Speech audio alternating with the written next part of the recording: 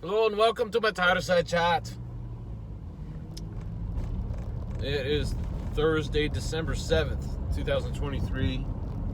I'm actually driving away from work. I was going to say home from work, but I'm actually going to pick Danielle up and then going home. No, I wanted to make a video while I've got my nice suit on. I took my tie off. But I wore this to work after going to a city council meeting, a Fresno City Council meeting this morning. Of course, I wore this, and I went into work, and I was waiting for someone to say it, and like as soon as I walked in, the first guy I saw, this guy Jason, was like, "Oh, do you have a job interview today?" I'm like, "Yeah, I knew that was coming, asshole. All right, thanks." But no. I was like, no, I explained, I went to a city council meeting. I'm like, oh, really? So, yeah, what happened was, and I posted this on Instagram and Facebook and all that, but very briefly. But, for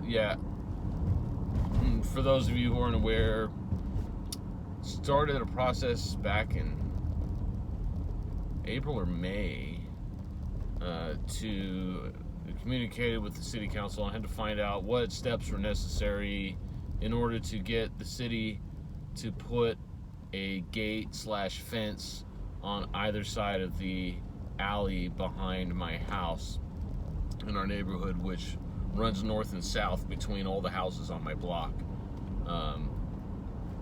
After all of the times that we've had someone go back there and jump a fence into someone's backyard, in this case specifically mine, multiple times, and steal a bike or try to break into my house or whatever. Not that a fence is on the alleyway is necessarily gonna 100% prevent all crime, but I think it will certainly help, and it would be another deterrent because they have them on all the other alleyways. And dude, would you go? You can't do 35 miles an hour on the freeway, jackass. No. God. I'm fine. This is fine. I'm fine. Forgot what I was talking about. But I'm angry now. So not that the fence would completely prevent all crime. But what I had to do, and my next door neighbors, Shanoa and Frank,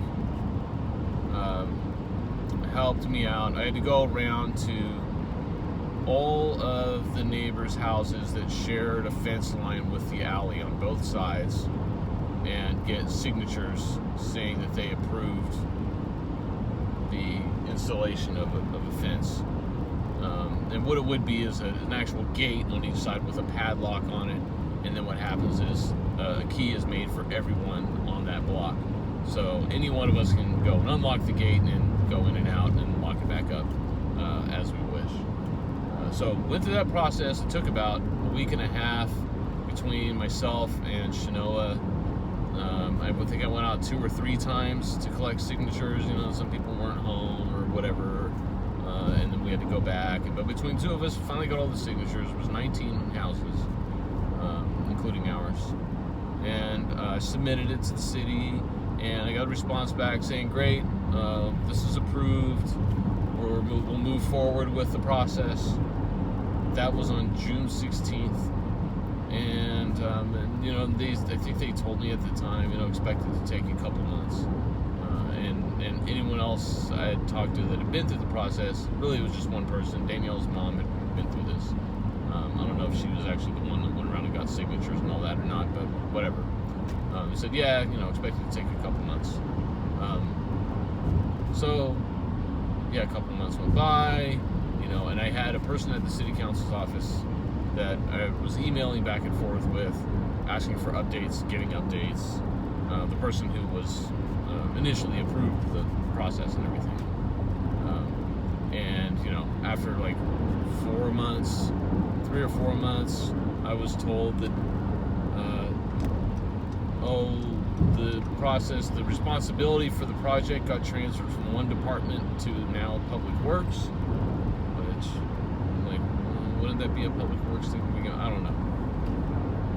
And then, you know, and they got a response saying, oh, well, here's the email from Public Works saying that they're looking at it, blah, blah, blah. Long story short, it's been almost 6 months. And then we had another guy just last week jump the fence and take a bike. Again, I think I talked about this in the last video. It was a decoy bike. It was it was garbage, basically. It was one that when I had my actual bike stolen, that guy, it may very well be the same guy, probably is. That guy left behind this other. It was actually, when it was new, it was probably a nice bike. It was a Giant brand, but like the brake lines had been cut and like it was just in terrible shape. But he left that behind, so I took that and put it in my backyard next to the fence. And then now what he did last week is he lunged over the fence and grabbed that bike. I don't know if he realized that it was the same bike or that it was a piece of crap or what, but after that, I emailed the lady at the city council's office again and told her what had happened and asked for another update, like what the hell is going on, I'm sick of this. And I even attached the video of the guy coming over the fence for her to see. A couple days went by, I didn't even get a response, and Danielle mentioned it to her mom, and she was just like, you're just gonna have to hound them to death to get anything done. So I was like, all right, well, screw it. When's the next city council meeting? Like, that'd be interesting. I've never been down to a city council meeting. I live in this city. I should probably do that at least once. This is a good reason to go. And so yeah, it turned out it was today. I guess they have them every Thursday. And so I was like, all right, I'm gonna get dressed up, suit and a tie, and go down there. I wrote up, I read that you get 3 minutes to talk. Actually, I had some questions about like where, because you can go look online and find they have the whole schedule for the meeting and all the topics that they're going to cover and the timing of it, kind of. It's kind of a loose timing, I guess, a loose idea as to what the timing is going to be, depending. And I had to I posted in the Fresno subreddit, like asking, where in all of this, because it wasn't very clear, is the public comment section where people can just comment and talk, and how does that work? And somebody actually replied back, and they said, oh yeah, it's actually towards the beginning, it's the section called unscheduled comments or something like that. And you get 3 minutes to go up and talk. You have to fill out a little card ahead of time. Okay. And so this morning, I just quickly, before I went down there, I took time off of work, and before I went down there, I just wrote up a quick little speech saying everything I wanted to say, and I printed it out, and then I grabbed the little leather binder that I had, which when I went to leave, so I printed that, I put my little speech in the binder, and then I noticed in the binder, I was like, oh, this is the binder that I used to go around and collect all the signatures, and all the, my original document with the signatures is right here. Like, cool, I'm gonna use that as a prop and wave it in front of them when I'm talking. So went down and had to go, park next to City Hall, and walked in.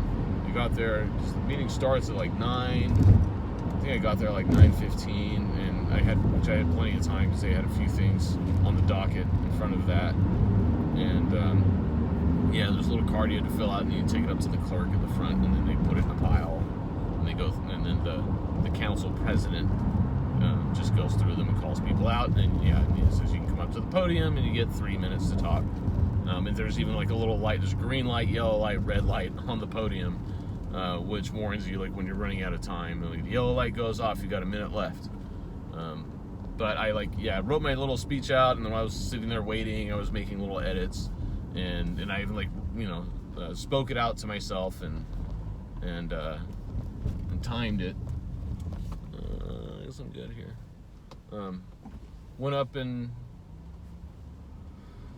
And they called me up. There was like 10 people in front of me that went, which was really interesting. If you saw my post on social media, the one picture, there's a guy who was the first guy to go up and talk, who, for all I know, probably got there at like 6 a.m. so he can make sure he went up first or something.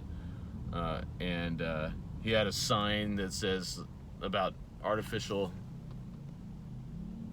Oh, I don't know when that paused. The guy had a sign, something about artificial intelligence, blah blah blah. I'm like, oh crap, here we go. And yeah, sure enough, it was like something right out of Parks and Recreation, the city council meeting. I mean, not to where the guy wasn't like screaming or anything, which would have been much more entertaining, honestly. But he got up. He started talking about like his day when he got up at 5 a.m. to have coffee and went down somewhere, blah blah blah. And then it was like led into us being under the dictatorship of artificial intelligence, and Jerry Dyer, our mayor, is involved or under the influence of it, and it's destroying our city or something. I was like, oh, okay, wow. I mean, he was probably, I'd say, by far like the craziest person that went up there. I guess there was a hearing today, or some legislation having to do with like the local SPCA or animal shelter and their funding, and there was these two older ladies that went up to talk about the ramifications of not having like a good public spay and neuter facility for people to just take cats in and have them spayed or neutered. And then there was a third lady who I guess was from the SPCA, who showed up to tell them directly like how bad the situation is, and that they need to provide funding, most importantly, for just a no-cost, low-cost spay and neutering services, because people are just dumping cats and dogs all over the city or whatever, and they're just reproducing everywhere. So that was interesting. And then there was a couple people that went up to talk about the Israeli-Palestine conflict, and trying to get the city to take a stance and demand a ceasefire, which I guess apparently San Francisco and Los Angeles already have done in their city councils, which, cool. I'm all for that. I don't think it's really going to do anything, but it's, one of those things. Oh yeah, and here I am in Tower, and they've got the farmers market, which Annalisa Perea, our city councilwoman, my city councilwoman, was promoting at the meeting this morning. Can I get through this way? What did you guys do here? Anyways, I finally went up and talked. I had, in my speech, I talked about, where is it? I should have it on me. I should just read it during the video here. That would have been smart. But I talked about the history of applying for the, getting the fence installed, and then I'm not gonna be able to park anywhere here.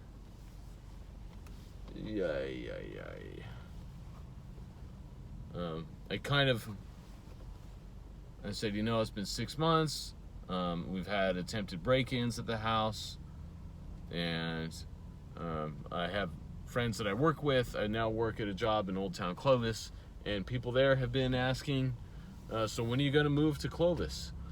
Actually, no, it was Ben Speechley specifically who said that, but I've had other people ask me that at the office. They're like, oh, really? You live out by Fresno High? Like, and a lot of that, and that's what I said to, I was like threatening to move to Clovis in a half-ass fashion, but I at the same time though, I said these people that have said that, I get the sense that quite a few of them in my office have never been to my part of Fresno where I live. I probably have never been south of Herndon, and are afraid to. But I think that's a mistake. I really love our neighborhood. I think it's a great neighborhood.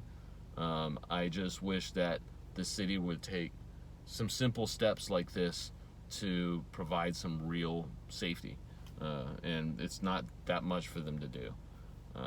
Like install a couple of fences. Like, it's already been approved and it's in the budget. Like, come on, guys. I mean, I know I expect the government to be inefficient, especially local government, but this seems like a simple thing. So did that, and I was finished before the buzzer even cut me off, even though I had, like, a 4-paragraph prepared statement. And immediately afterwards, my city councilwoman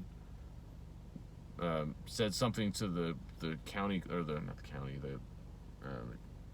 she was like the clerk, the city clerk, asking about, oh, do we have any information about the status of Mr. Seberg's application? And she's like, no, but I'll go check it out. And I was like, okay, thanks.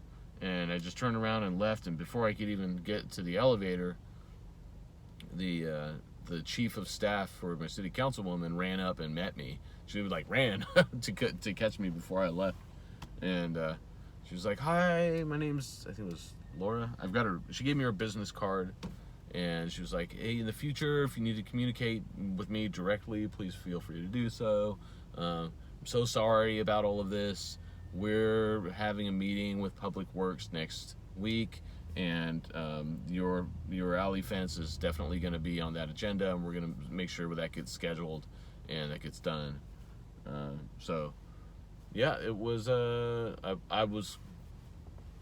didn't know what to expect, but I mean, I was pleasantly surprised that at least they're giving it really good lip service. We'll see what actually happens, but all that to say, hey, if you're ever bored, you got nothing to do on a Thursday, go sit in on your city council meeting. It can be damn entertaining and enlightening. That's for sure. All right. That's it. I'm done for now. I'm going to let Danielle know that I'm parked way the hell over here because there's too many cars. So it's Thursday, and Roger Rocca's has a show tonight that people are showing up for, and they have this farmer's market now on Thursdays. It was bad enough that people used to be able to park, I guess, over in the Tower Theater parking lot behind, like, over where the Me and Ed's is. They stopped allowing that, I think, years ago. And then... so people are now having to park, like, at the Dollar Tree here, and then now you've got people showing up for the farmers market before people get here for the show, taking up the Roger Rocca's parking lot. So there's really, especially when you consider, like, the average age of the clientele at Roger Rocca's is probably like 70. I'm making that up, but it could very well be that's the average age, and a lot of them have difficulty walking. I think you see a lot of walkers and wheelchairs. I mean, I suppose there's people that just drop people off out front and then have to go take a car to find a place to park, but yeah, it's kind of an issue. Anyways, okay, I'm leaving now, I swear. Signing off. Good night.